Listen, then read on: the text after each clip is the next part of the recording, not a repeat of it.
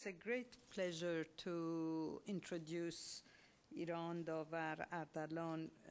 She's a civic journalist and formerly of NPR News. I'm sure everybody is familiar with Ms. Ardalan because over the years we have heard her every week on weekend editions, and especially when Iran is in the news, which is 365 days a year, we have heard of Iran Davar Ardalan.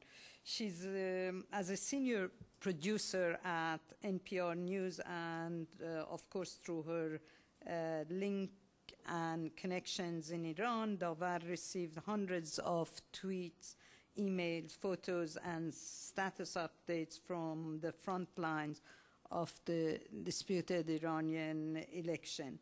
And today she's going to share with us all that fantastic experience. Iran. Sure. Thank you so much. Yes. Thank you so much, Hale, for the invitation.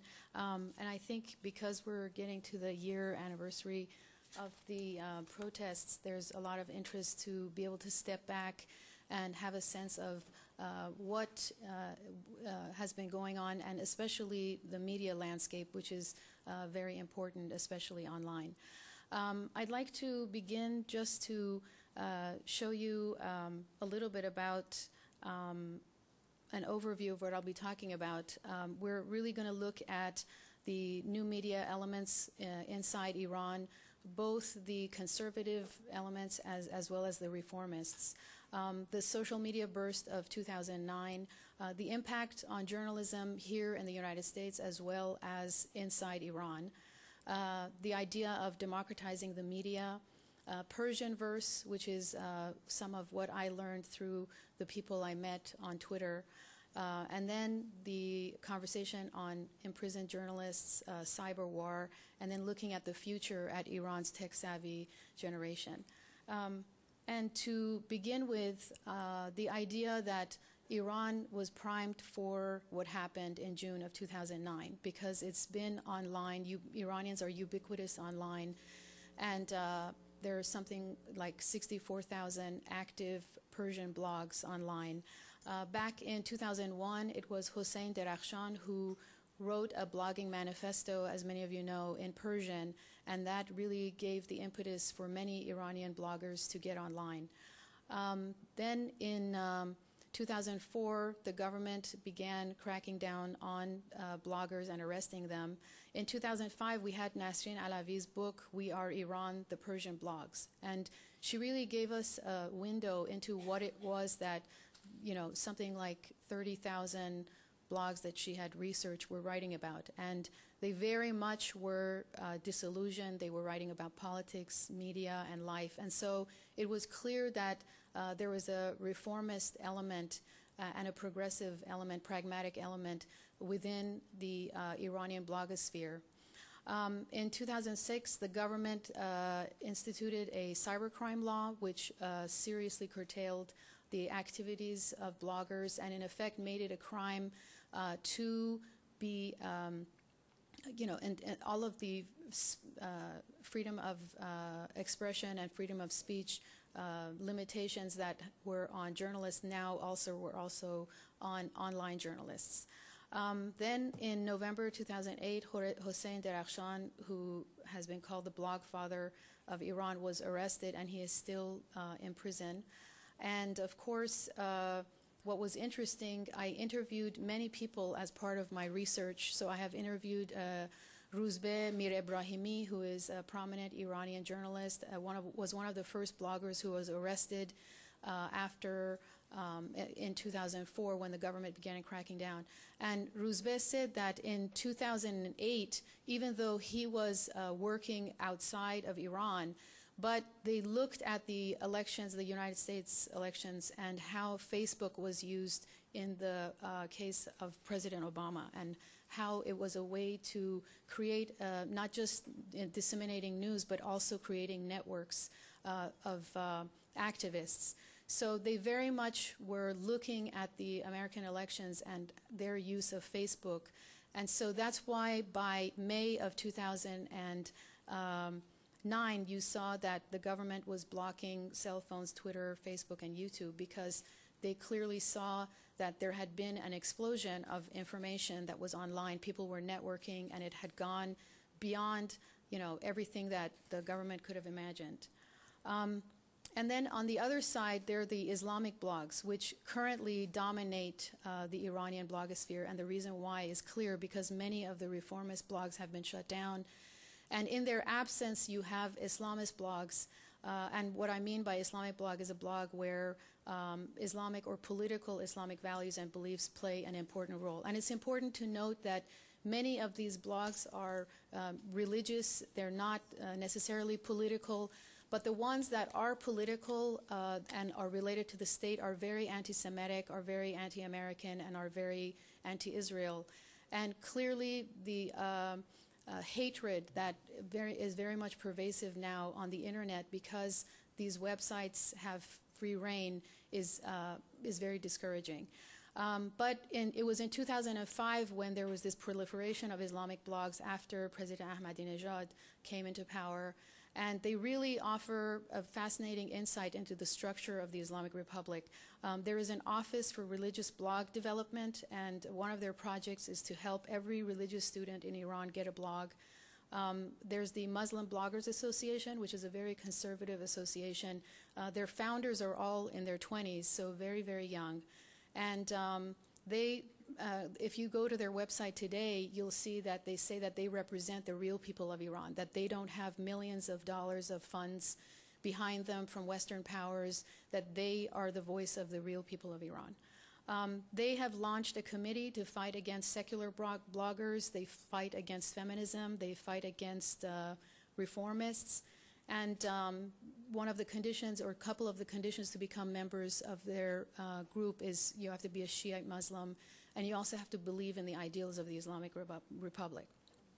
And they very much want to create an international presence virtually, and because they have the backing of the government and, as you know, the funds that they want, it's very easy for them to be able to spread their messages. On their websites, through the various things that I was able to read, they do indicate that although they back Hezbollah, they are against Hamas, which was interesting. But again, the disturbing part is the number of anti-Semitic blogs that, even though they're relatively small, but they're very angry, and they use Quranic verses and interpret it in their own ways to basically explain to their public why Muslims shouldn't be friends with Jews. These are from the research of Hamid Tehrani, who's with Global Voices. These have been posted online on George Mason University's History News Network and on various other websites. So let's talk about what happened in my inbox in June of 2009. One of the first images that I got was the image that you saw first, which was the Iranians, and you could see probably dozens of them with handheld cameras, and this very much showed me that we were in a completely new paradigm. That and in fact, at that point, I don't think foreign media had left yet, but it was still Iranians who were taking it upon themselves to disseminate this information. So I got information from Iran, and it wasn't just from Tehran. It was from Isfahan. It was from the northern part of Iran, as well as Tehran. It was from students. It was from mothers. It was from working class. It was from, as I said, regionally from students. And so I felt like I had a good sort of sense of the reach that I was getting in terms of my sources. And one of the most telling emails that came early on said, "برای دوستانتان بفرستید رسانه شمایید." And that basically was the communication tactic of the opposition, saying, forward this to your friends, you are the media. And Scott Peterson of the Christian Science Monitor, who has covered Iran for many years and is their Middle East correspondent, he said that this particular message and this communication tactic really prompted activists to act on their own convictions and not to wait for guidance from a leader, be it Mousavi or someone else. And I think that's very telling, because the new activists, the young new activists in Iran very much believe in teamwork. And this is exactly why, because they have techies, journalists, writers, political activists. They're in different parts of the country. They might be in the same neighborhood, but they don't necessarily have the freedom to be able to talk to one another. They know that they need to rely on one another. And I think this is a fascinating aspect of the new generation of activists in Iran. And so once these messages were come to me, I would collaborate with my colleague Mark Mehmet, who is an NPR blogger. And you know, many times he would be on the metro, and I would be forwarding him emails, and he would be formulating them into stories on npr.org. And again, early on, I reached out to my sources and asked for their phone numbers. I called them and talked to them personally. I wanted to make sure that the person who said they were from Isfahan was actually from Isfahan. And again, when the foreign media were barred from the streets, they were clearly mobile devices that continue to document the rallies. I'm not sure why this image isn't showing, but many of you have seen it. Maybe that's why. It's self-explanatory. So this is the video of the death of Neda. And again, in terms of the impact on journalism, I thought it was remarkable that the unnamed people who filmed and publicized this shooting were awarded the George Polk Journalism Award. I'm just going to see if I have it on my iPad, but it's not coming up.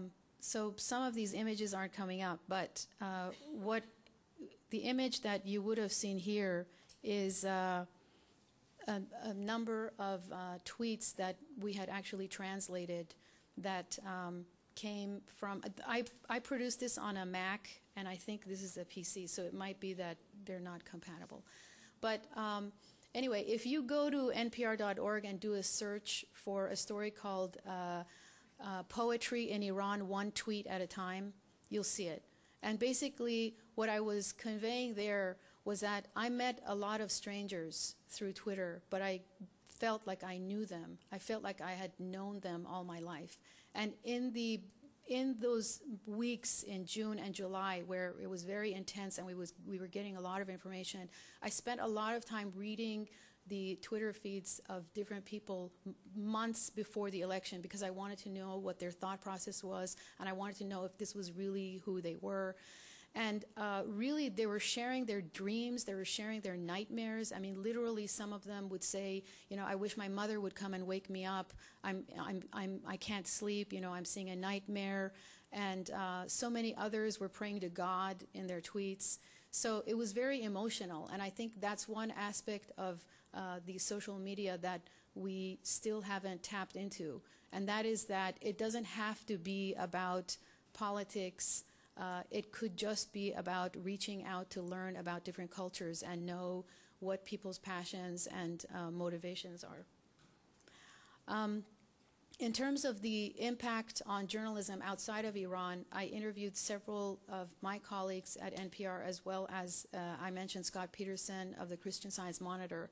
And many of them said the same thing, so I've sort of summarized here. But the fact that they, in a sense, gave us a new way getting around the filters of the government and being able to see what was happening in places that we couldn't be ourselves as journalists. And that said, of course, it had many dangers. We could have been manipulated. We could have posted wrong information. And what we learned out of that was that we had to be very transparent. We had to say exactly what we knew and what we didn't know. In terms of some of the comments from Scott Peterson, feel free to read what he said. They're really fascinating.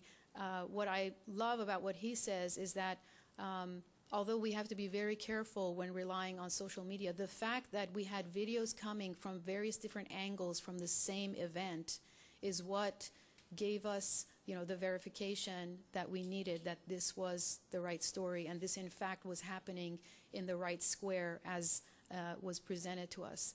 So again, the self-reinforcing and self-validating aspect of having multiple videos presented for one event.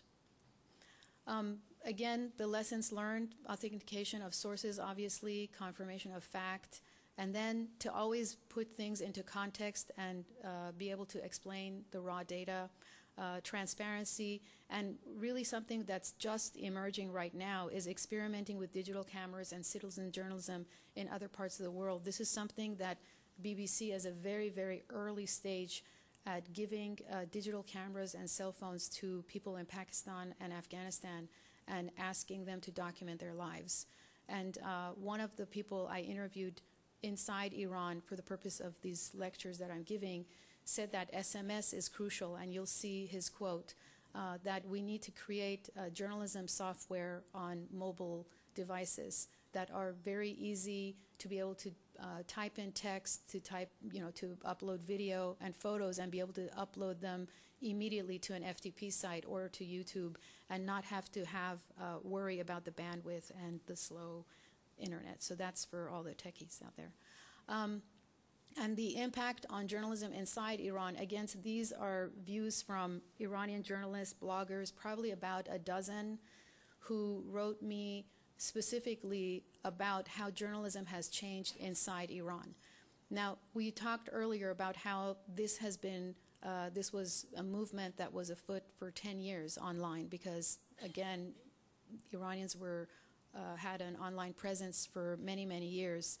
But that as far as the people that I interviewed, they were absolutely emphatic that this was a revolution in Iranian journalism, that they were no longer beholden to government-sponsored media to get the news of their rallies, of their protests, and that citizen journalism found its calling in this particular event. That Iranians had more appetite for news because of the social media tools that were out there, and that it wasn't just the world that was being informed, it was also Iranian citizens who were being informed because they were afraid of leaving their homes, some of them, and they were able to, through satellite internet and satellite radio and television, be able to see what was happening. And again, these were information that their own citizens were giving them.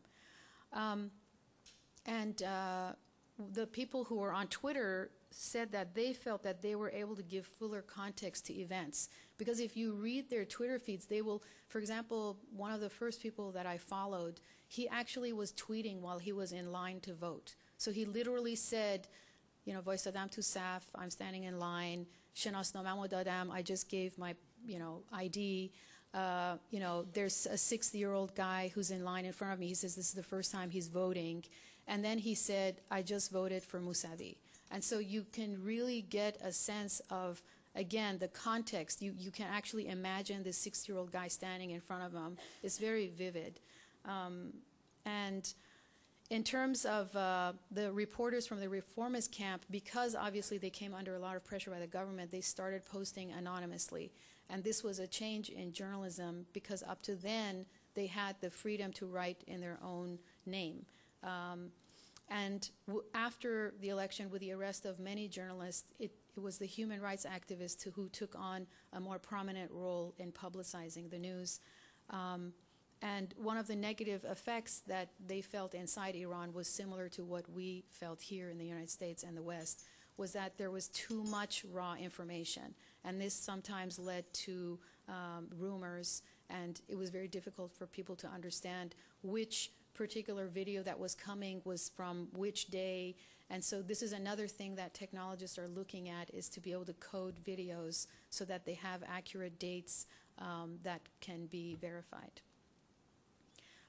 There is a researcher in Iran, his name is Hadi Irani, this is his pseudonym, but he has done really fascinating work, and I think that all of this is worth researching. He's written a paper in Farsi, it's probably about 15 pages, and he talks about, I love these two graphs, and he has many more, But he says that traditionally in Iran, information has been disseminated from the top down through an elite few to the public. So this first pyramid that you see, it says Padishah, which is the king, and then it says Bist ela si vazir, basically 20 to 30 cabinet ministers or people that the king trusted.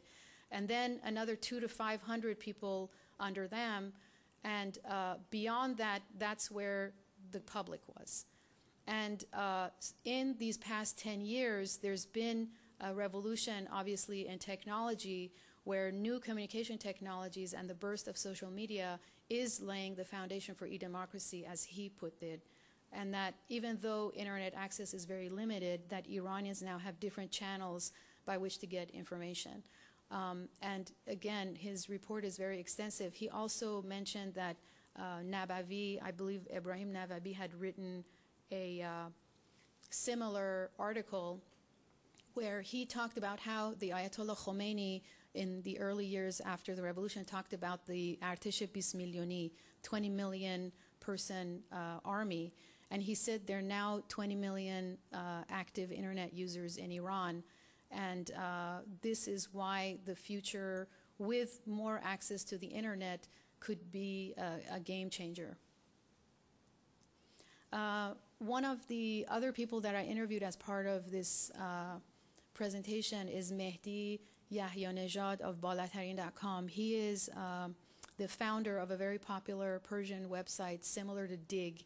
And this was a networking destination last year, where people in Iran would post blogs, and then people would rank them, and they would come to Balatarin to rank them. And so, again, similar to Dig, people who had ranked a story 300 times, it would find itself higher up in the website.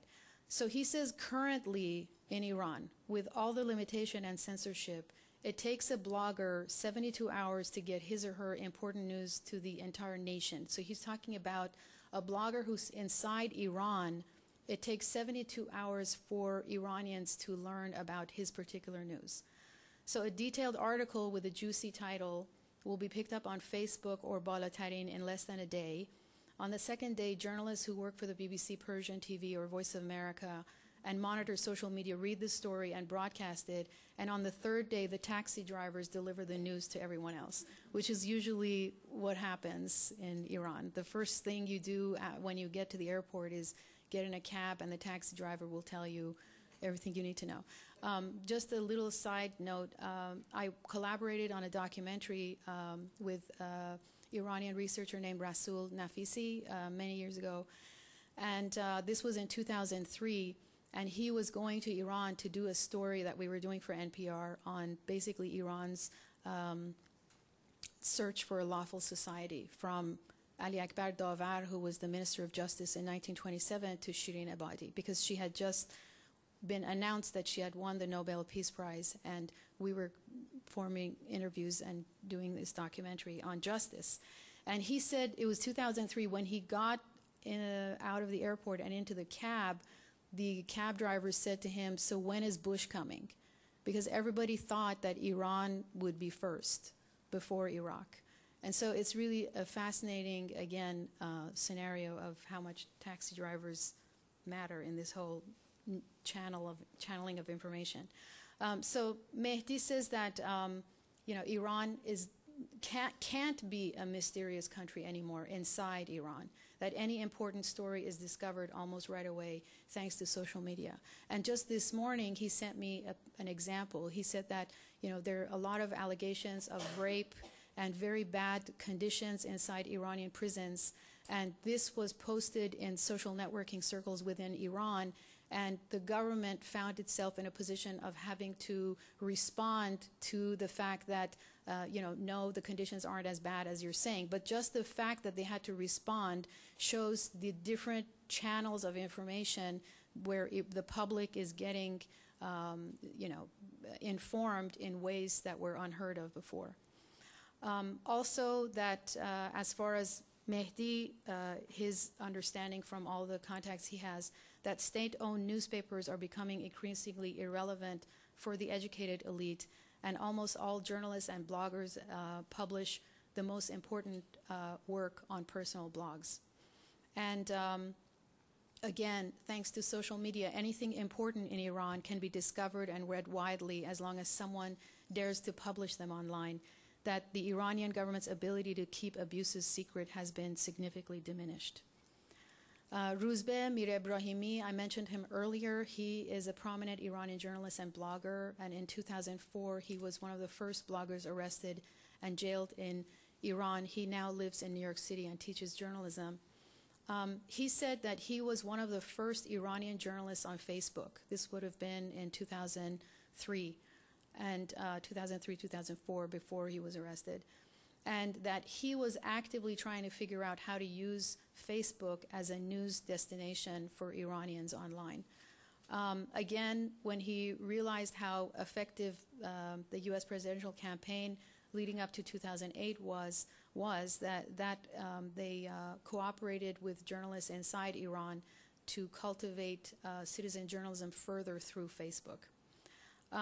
That citizens were instrumental in gathering information, but they also needed the tools to create networks for their campaigns. And he emphasized this word khallaqiyat, which means creativity, many times. His point is that Iranians are creative, and they will find a way around censorship, they find a way around suppression, and that if they have the proper tools, they are that hungry that they are unwilling to give up. Again, we have a population in Iran, according to Rouzbeh Mirebrahimi, that is very much alive and hungry for knowledge and awareness, and any and all anti-filtering tools and simple news gathering software should be made available to Iranians to continue their dialogue across social networking and mobile sites. For social media technologists to take into consideration the slow internet access and to create software and other anti-censorship tools where, again, it allows citizens to upload their material easier. This was also really fascinating, what he said, that the lesson of the last 10 to 15 years is that the Iranians, reformist Iranians, progressive Iranians, have been able to crush the government monologue and create a dialogue. And in that way, he feels that they're on their way to democratizing the media because of the fact that it is no longer a monologue. This is the source I was talking about in Iran, who talks about the importance of mobile devices. He says that although internet access is slow and not many are on the internet, everyone has a cell phone and they text each other in Farsi. That what he said was that it is our duty these days to cover all parts of Iran with nonviolent teachings, and our friends are doing it with SMS.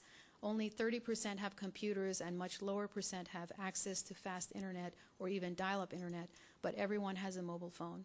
So this shows the importance of SMS. This is very provocative. He says the educated people want a gradual change. They have opened their eyes to the world, but they should have started opening the eyes of the poor and not educated before doing it for the world. So this is, again, if you think about an exercise in democracy through communications, that you still need to reach the uneducated and the poor to say that you have democratized the media, because if it's only for, even if it's only for 20 million, that's not all of Iran.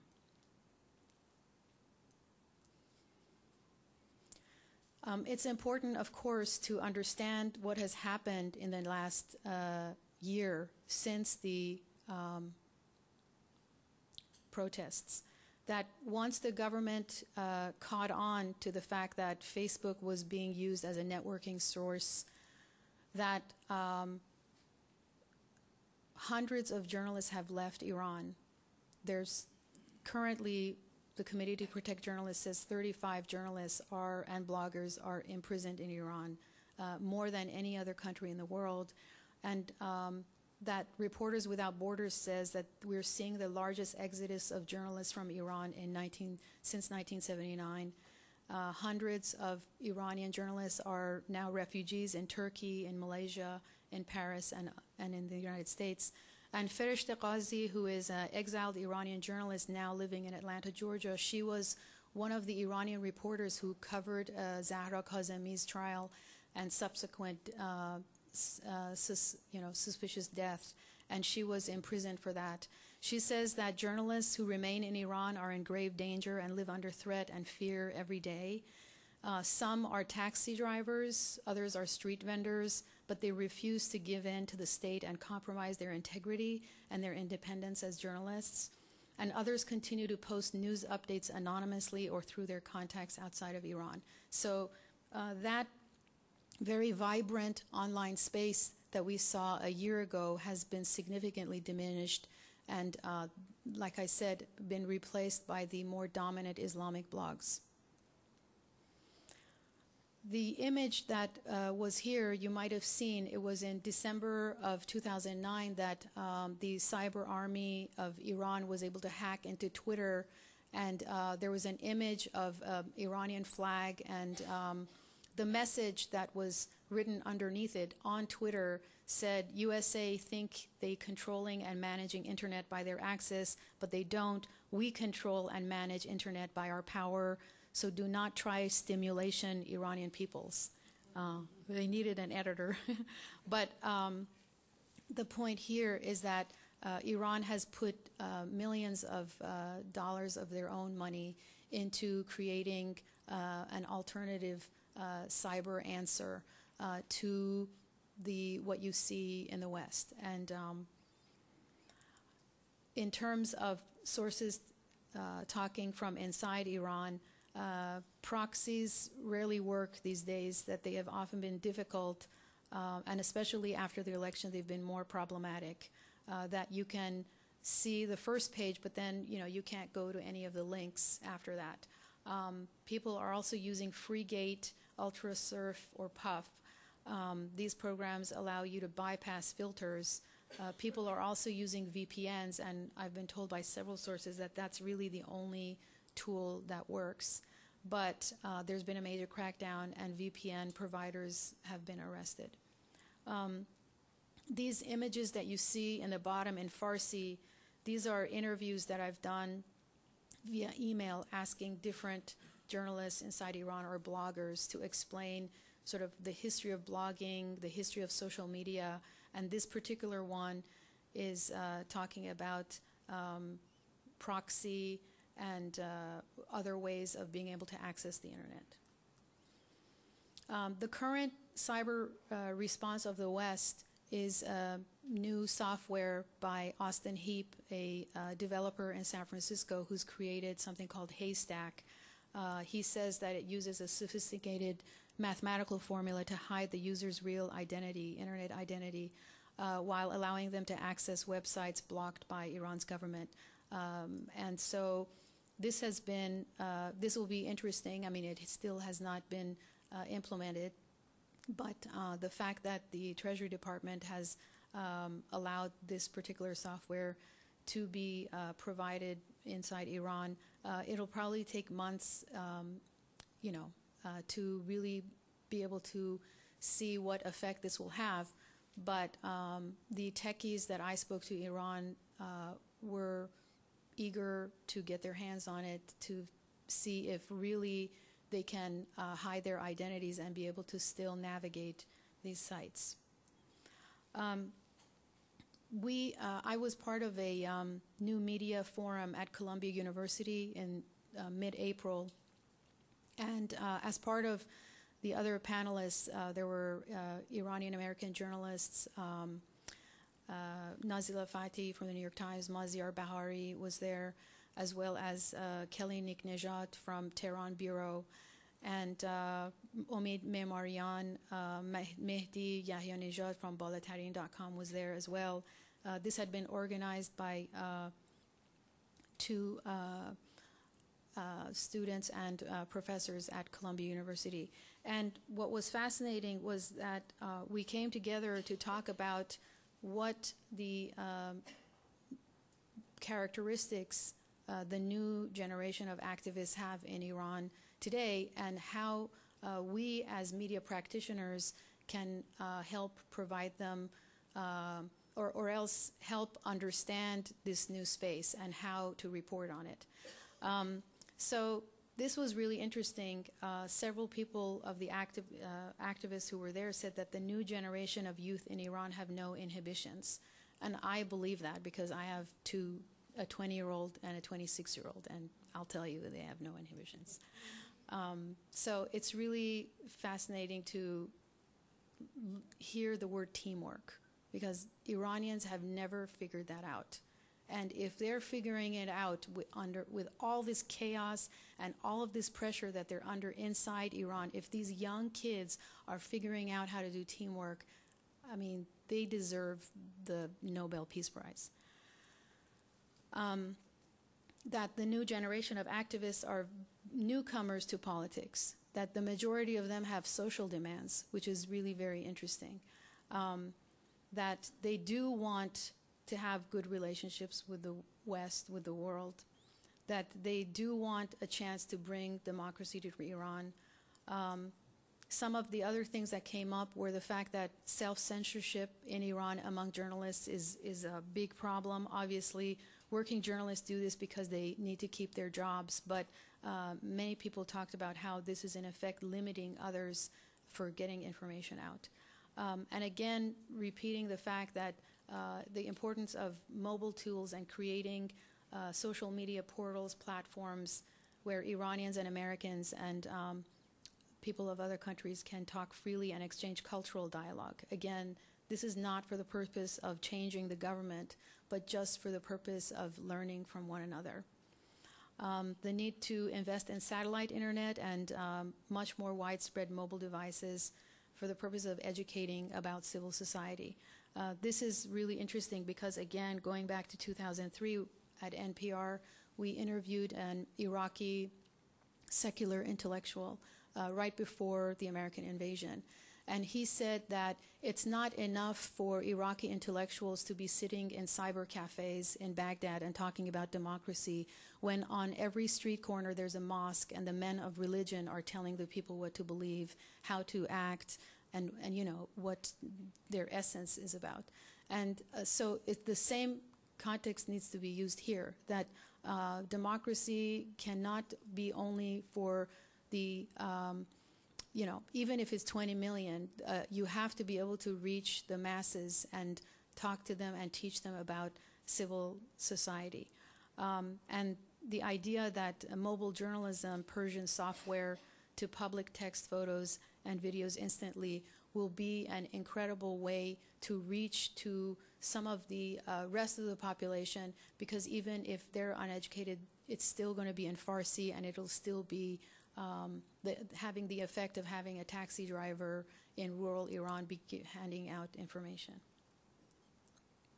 This is sort of, I put this on Wordle together because I think it really captures so much of what has happened in the past year. And I really want to talk about how freedom of expression existed in the East long before there were Western values. This is very important, that our poets, Rumi and Ferdowsi and Saadi and Hafiz, have talked about the importance of standing up to hypocrisy. They have written about justice and moderation. And Ferdowsi, his great epic, the Shahnameh, is all about the national hero Rostam, who travels throughout Iran for 300 years, and he comes up against rulers who are unjust. And if they don't have the far or the divine right to rule, he will take them away from them, or at least the people will. So this is the idea of freedom expression, or the idea of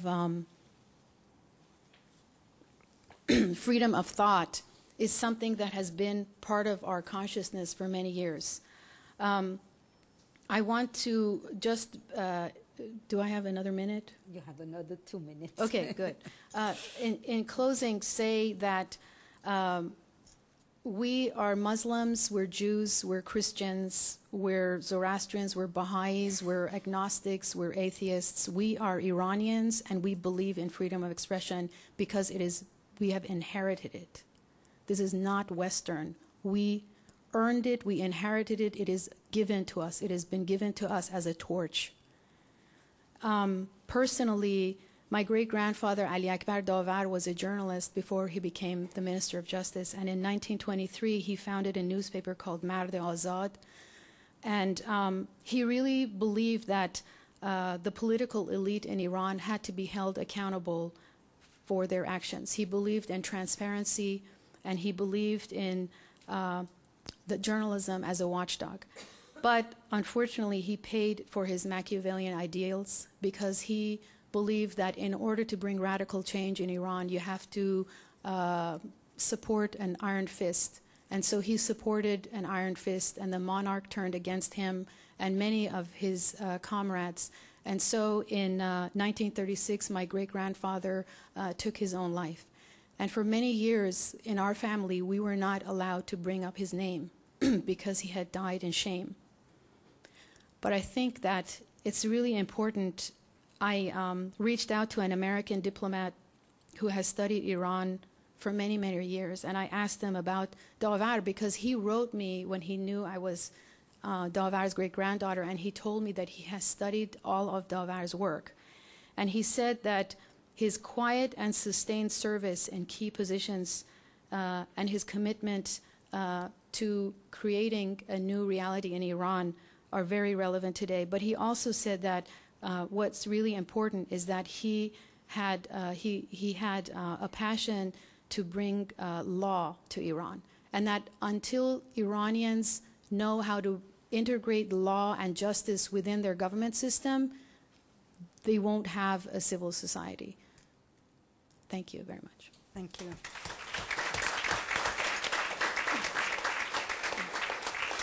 We have 15 minutes for questions. Davar, have any of these Islamic bloggers that you referred to, have they been in touch with you? Have they sent their stuff to you? Have they sent messages to you? Sure. Or do you just get your messages from one side? And what sort of message do they send to you? Yeah. Well, when I was at NPR, we actually spoke about this, and it was very important for me to have information from both sides. And so I reached out to a woman named Mrs. Hashemi, who is with Press TV, and we interviewed her for NPR. She speaks English, and so it was very informative. We got a lot of angry emails from NPR listeners who said, why are you giving a platform to the Iranian government?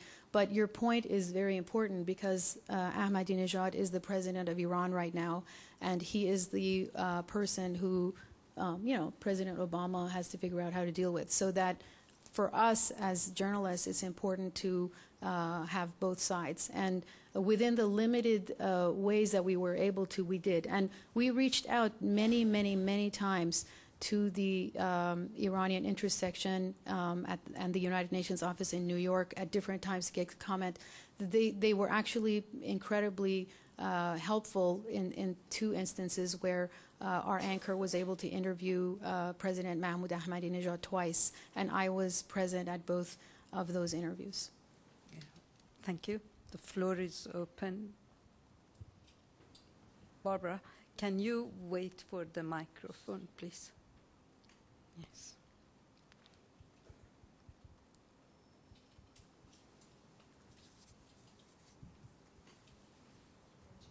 That was a fantastic presentation. Thanks. Really enjoyed it. Can you, for those of us who are not Farsi speakers, but through the miracle of Google translation can actually sort of figure out what is on some of these sites, are there sites that you have found to be more reliable than others? I mean, there are about a dozen now that I see regularly posted on Facebook, and it's hard to know how to. Yes, and the other thing is they change names and URLs all the time. So if you had to ask me right now to give you their names, I wouldn't be able to. But I think that I follow the journalists who've come out of Iran, and I look at the sites that they're referencing, and those are the ones that I go to. And just interestingly, in terms of the propaganda war, I was at an event this past Saturday in solidarity with Iranian journalists. And I guess somebody was there from either the Iranian government or who very much opposed what was being said there. And they posted a story on an Iranian website in Farsi, and they said that an event took place in a dance saloon at George Washington University.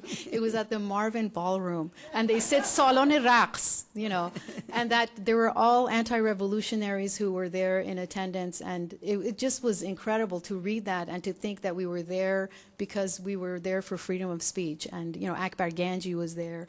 But this was, anyway, really interesting. Goli? That was a fantastic presentation.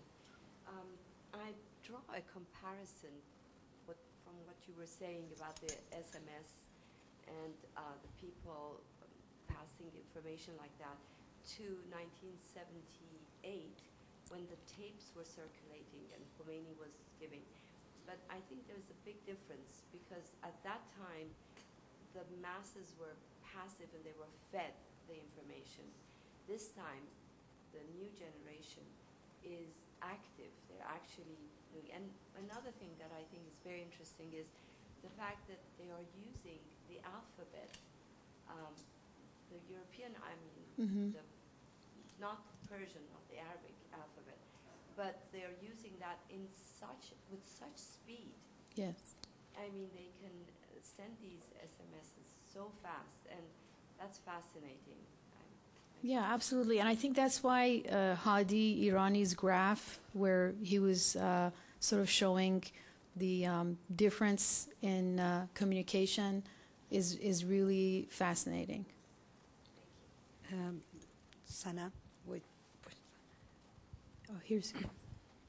Hi, that was just fantastic. Thank you. I have two questions. One is, obviously, a lot of the dialogue is about what's going on inside Iran and so forth, but are they picking up on what the discourse is internationally, so on sanctions and, you know, threat of military attack coming and going? Is there an alternative to the government sources that is discussing these things in a sophisticated way? That's the first question.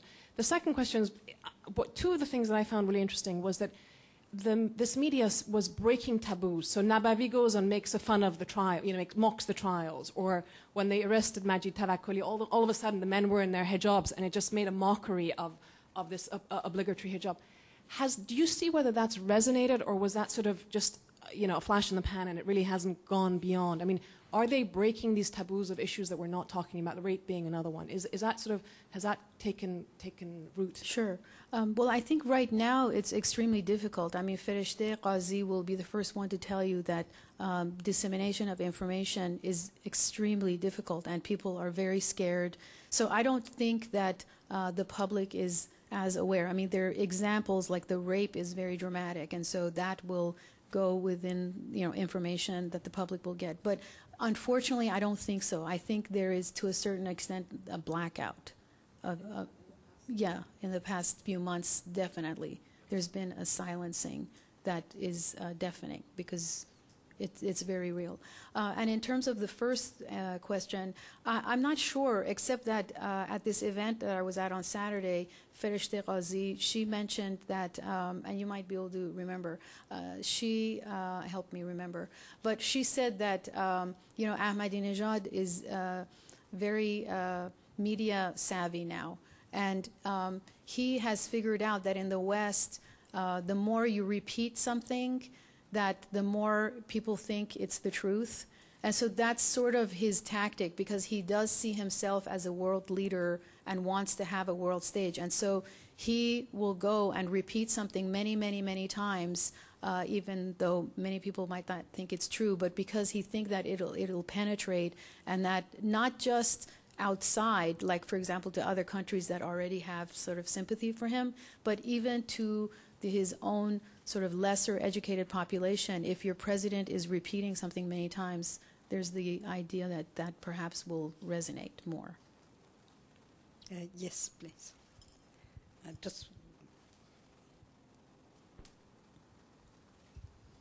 Thank you very much for this wonderful overview. I'm sure you're aware that recently the Iranian government announced plans to start a national internet, basically an in-country network which is completely disconnected from the outside world, and everybody would be forced to use national email addresses. I was wondering if you have any thoughts on that. Sure. I mean, I think that all of that is part of, different strategies. But again, I go back to the khallaqiyat and the creativity concept, that could be very well, and, that possibly could happen. But that doesn't mean that they can control their mobile devices. That doesn't mean that they can control other, ways that they can channel information. So I think, it's one of those things where it's, again, shows how much effort that the government is going through to be able to suppress information. But at the same time, I think we should give some brownie points to the fact that they promoted women to go get an education, which I think is phenomenal, because now something like 60 to 65% of university students are women, and they're the ones that are demanding change. So I think when they come up with these ideas, you just never know how Iranians will use it to their advantage. Yes. Yes, please. Can you wait for the mic? This is an off subject, but do Iranian and Chinese dissidents kind of work together to figure out how to get around censorship? Because both you seem to have the same problems. I don't know. Do you know, Barbara? I mean, know that the Falun Gong software. Barbara, wait Yeah, for the mic, please. Yeah, thank you. Can someone get a mic to Barbara? Yeah. Thank you.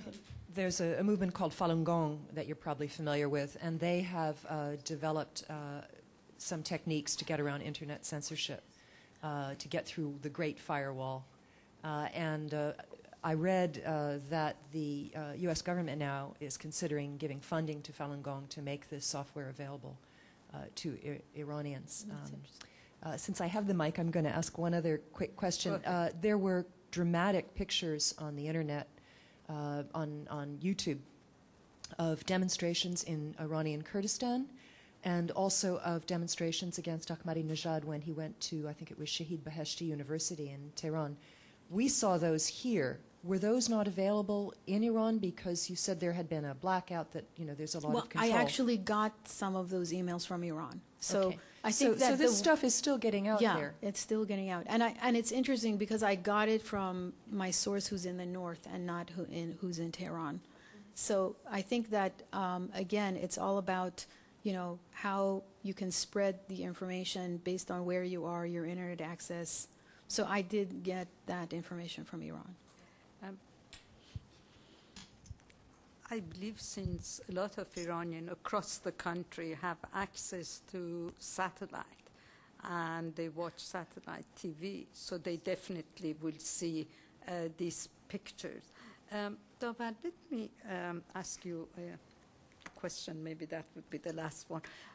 You mentioned that the Iranians are, let's say the majority are not educated, therefore we have to educate them on the issue of democracy, freedom. So, on the other hand, we know that 80% of the Iranian population is literate. And also, even if they don't have access to the internet, they have access to satellite dishes. And no matter in which remote village you go, you see just a satellite dish somewhere there, and they watch this, and they see these things. And I think what created such a revulsion among the majority of the people was precisely because they were able to see the pictures that were broadcast on the satellite, on their TV, thing from, the killing and the arrest and all what was going on in the streets of Tehran. So yeah, no, I understand that absolutely. And I think what this one source was saying in terms of the importance of getting messages through SMS is that, it's one thing for the public to see, images on satellite television and understand that there's another alternative reality that they're not necessarily being told, that they live in sort of this duality. But I think it's another thing, and this is the hard work that needs to be done, which is to still have to educate people about civil society, because we, as Iranians, have not had that sort of, exercise in democracy to the point where we understand that we can stand up for our rights, or that we can have a say in our government. So I think I mean, I'd be interested in what others think, but I think that's more the context that I brought it up in. Not that there isn't an awareness, but that the education part of it is been the missing factor. Yes, let's take one last question in the back, and that's, yeah. Thanks so much. Since you have a lot of experience in radio, I'm wondering if you could speak a little bit about possible nexuses that are developing between these new media technologies, the blogging, Twitter, social media, and radio as a medium that is usually used to reach people who don't necessarily have access to other forms of media. Is there potential there for community radio stations, something along those lines that might be productive? Yeah, no, I think Inner News, that is a nonprofit organization, they have a lot of, that's a really good question, because they have a program in Afghanistan where they're teaching women how to be radio reporters. And the reason why is because it's very easy to have just one microphone and be in an intimate setting in someone's living room with some women and just point a small microphone as opposed to a video camera and everything. So that definitely, in terms of countries like Pakistan, Afghanistan, and other parts of the Middle East and, you know, Central America, Latin America, I mean, I think that the tool of radio is a very intimate one and can be very empowering, absolutely. Please join me in thanking Davar Ardalan for a wonderful presentation.